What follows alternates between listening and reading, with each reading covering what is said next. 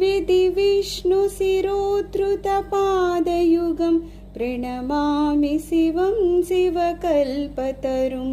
ससलाञ्छितरञ्जितसन्मुकुटं कटिलम्बितसुन्दरकृत्तिपटं सुरसैवलिनीकृतपूतजटं